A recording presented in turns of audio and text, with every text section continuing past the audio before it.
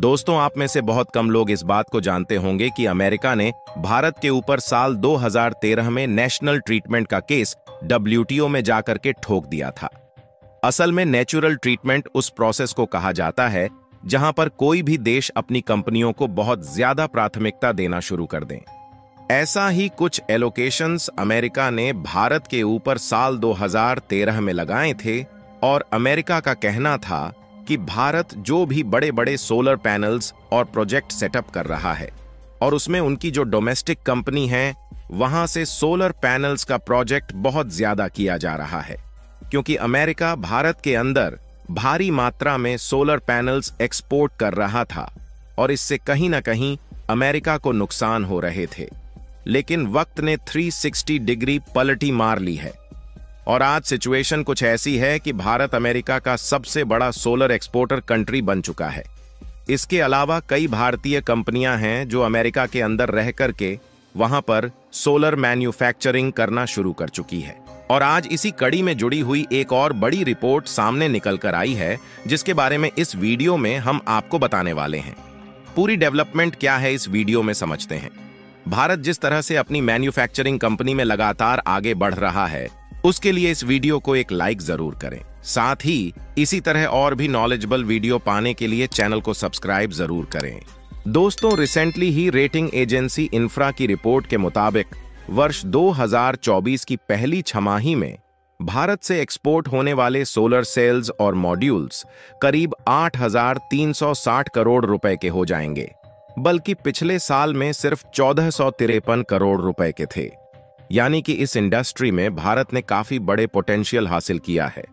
Total export करीब 405 megawatt का था, जहां पर रिपोर्ट में साफ शब्दों में बताया गया है कि भारत ने सबसे ज्यादा सोलर अमेरिका में एक्सपोर्ट किए हैं और अमेरिका के साथ भारत का ट्रेड हमेशा से ही सरप्लस में रहा है, फिर चाहे वह सर्विसेज हो या फिर गुड्स एक्सपोर्ट। और कुछ गिनी चुनी कंपनियों का नाम भी शामिल किया गया है, जिसमें वाई एनर्जी ने करीब 28,000 करोड़ रुपए के ऑर्डर बुक किए हैं। और वाई एनर्जी भारत के अंदर काफी बड़ी मात्रा में सोलर इंस्टॉल करने का काम करती हैं और करीब 85% ऑर्डर इनके हमेशा से ही सोल्ड आउट जाते हैं। और majority Bharat, America, Canada, Europe जैसे कई और देशों के अंदर सोलर एक्सपोर्ट करता है। लेकिन ये एक्सपोर्ट सिर्फ यहीं पर नहीं रुकने वाला है, बिकॉज 2024 में टाटा पावर की तरफ से तमिलनाडु में करीब 4.3 गीगावाट के सोलर सेल्स मॉड्यूल के प्लान को लगाने की पूरी तैयारी शुरू की जा चुकी है, और जिससे अंतर्राष्ट्रीय स्तर पर टाटा की तरफ से भी सोलर एक्सपोर्ट किए जाएंगे। इसके अलावा JSW एनर्जी भी भारत के अंदर करीब 1 गीगावाट की प्रोडक्शन कैपेसिटी के साथ में 2025 में अपनी नई कॉरपोरेशन फॉर्म में चालू कर देगी। यानी कि भारत से एक्सपोर्ट के रास्ते बड़े स्तर पर खुलने वाले हैं। लेकिन सोचने वाली बात यह है कि भारत ने कितनी तेजी से खुद को डेवलप किया है कि एक समय अमेरिका भारत के ऊपर केस ठोक रहा था कि भारत अपनी कंपनियों को ज्यादा ट्रीट कर रहा है। वहीं अब अमेरिका भारत से सबसे बड़ा सोलर इंपोर्टर कंट्री बन चुका है।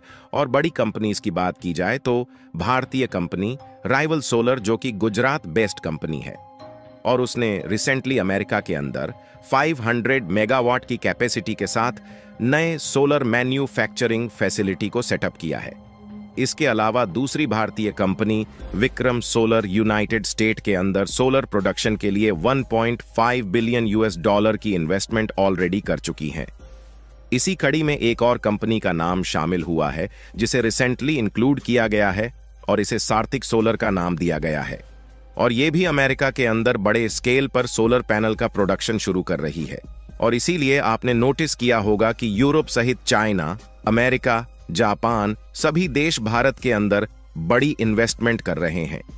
और इसी की वजह से भारत फ्यूचर की ओर आगे बढ़ता हुआ देश नजर आ रहा है, जिससे आगे चलकर भारत को काफी ज्यादा फायदा होने वाला है।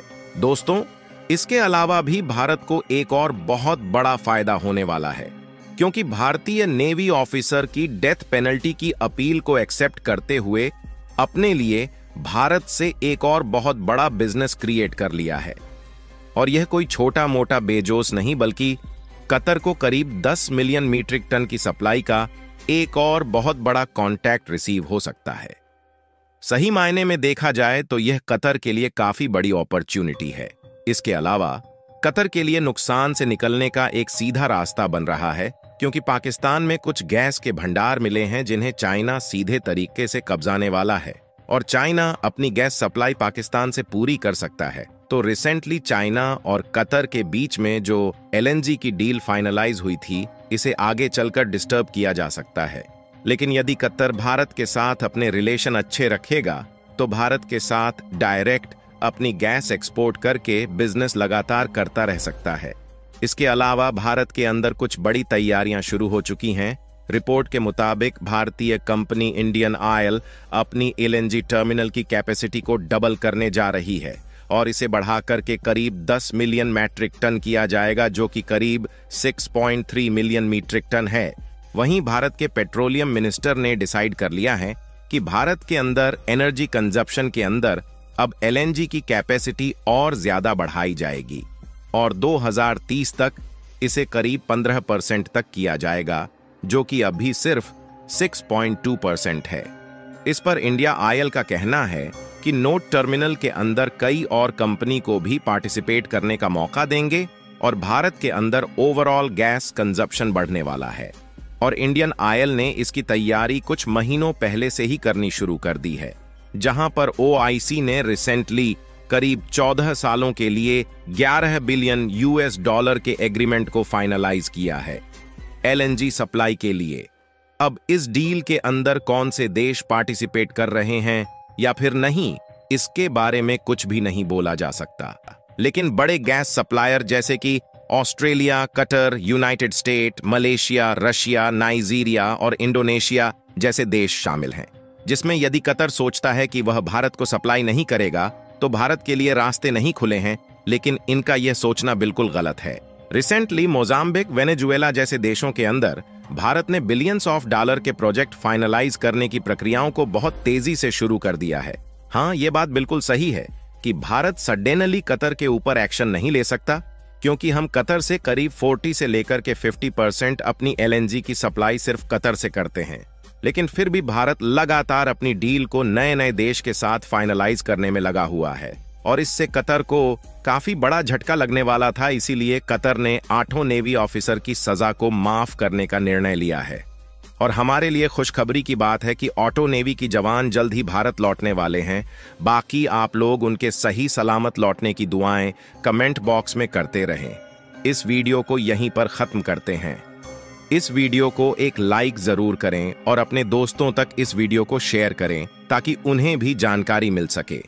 इसी तरह और भी नॉलेजेबल वीडियो देखने के लिए अपने भरोसेमंद चैनल को सब्सक्राइब करके बेल नोटिफिकेशन को ऑल पर जरूर रखें। वीडियो को अंत तक देखने के लिए धन्यवाद।